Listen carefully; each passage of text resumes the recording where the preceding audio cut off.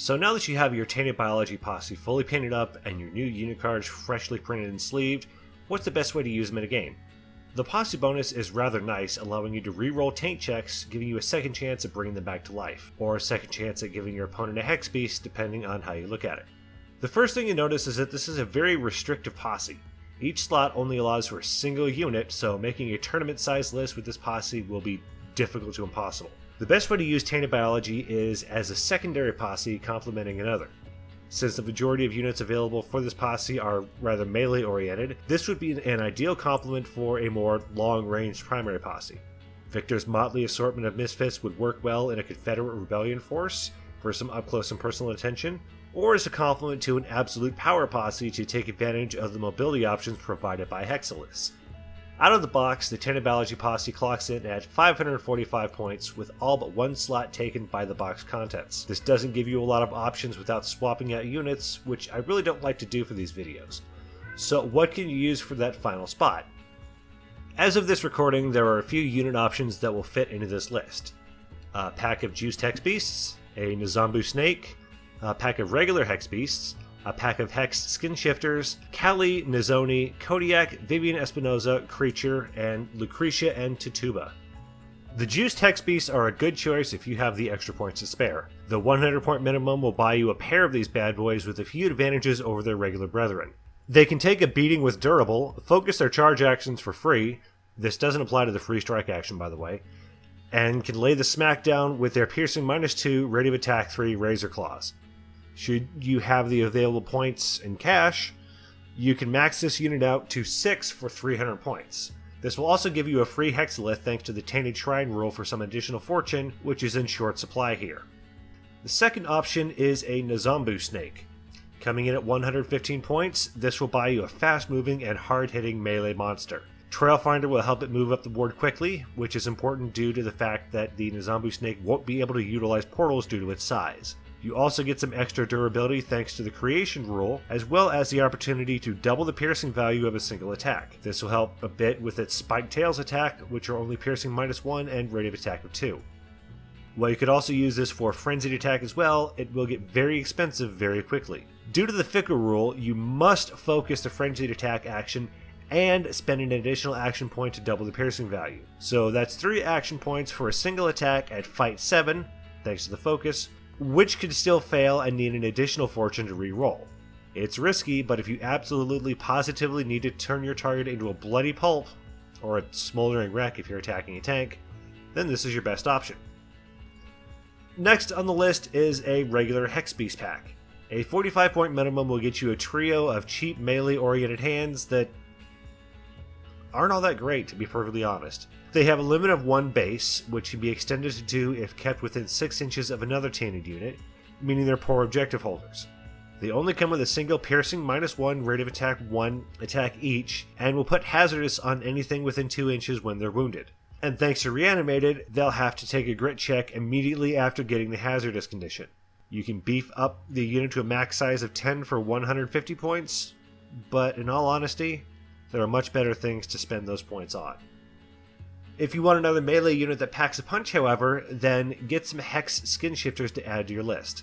These murder machines can be taken in a unit up to 6 strong and hit like a ton of bricks. The combination of rapid and a quickness of 7 means they can reach their targets easier, while moving target gives them a bit more survivability while going up the board. A trio of piercing -2 attacks per model and frenzy also means whatever they end up in combat with won't survive very long. They're not the toughest model in the game with a grit of only 5, so treat them like the glass hammers they really are. Moving along, we get to 2 interesting options, Kali and Nizoni. Both of these units come in the Dark Nation Posse box and provide some excellent additions to the Tainted Biology Posse. Both units are incredibly fast with both a quickness of 7 and rapid, effectively making their quickness a whopping 9. They also come with some particularly nasty torrent weapons, but with the downside of rather low aim. This can easily be mitigated by using the action point saved thanks to rapid to focus the shoot action, however.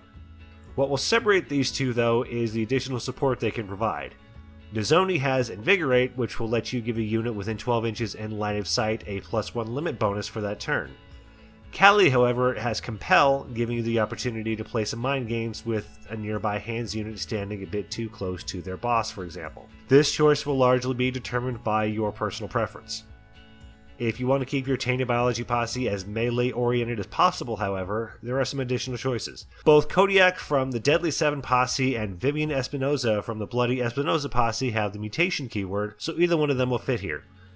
Be warned, however, that Vivian will lose his access to his Frenzied Attack, as you'll need to be within 4 inches of Sophia to use it. And since the Bloody Espinosa posse needs both Vivian and Sophia in slot 4, you should really only consider Vivian if you really like the model or if you're playing a more friendly game. On the other hand, Kodiak is an excellent choice if you're wanting to knock someone's teeth in. A combination of Forceful Strike, Frenzy, and Quick Strike means Kodiak will tear through just about anything without a great deal of effort. He also comes with Favor the Bold, which gives him an additional fortune chip when he wipes out a unit that will persist until that is spent. And with that, we come to the final options for Tainted Biology: Creature and Lucretia and Tituba. Creature in this list is largely outshined by the combination of Castor and Pollux. He does the same thing that these two do, has the same distance requirement that they do, and takes up a valuable slot in your posse list. The same caveats apply to using Vivian also apply here. Be aware that you'll be handicapping yourself quite a bit if you go this route. Lucretia and Tituba is an interesting option as it gives you a bit of additional fortune to play with, which, as I mentioned before, is in very short supply here. However, there isn't a model yet, so she can't be used in official games. If your opponent is okay with it, however, then you'll have access to a Dark Council unit for a free Hexalith, 3 additional fortune to use within the posse, an additional Profane Nest for portal shenanigans, and some ranged firepower as well. I'd be rather cautious about doing so, however, as you may end up with the moniker of that guy. So there you have it. Tainted Biology in a nutshell. A wrecking ball that will complement a larger ranged force beautifully, but unfortunately can't really stand on its own in larger games. That will just about do it for me.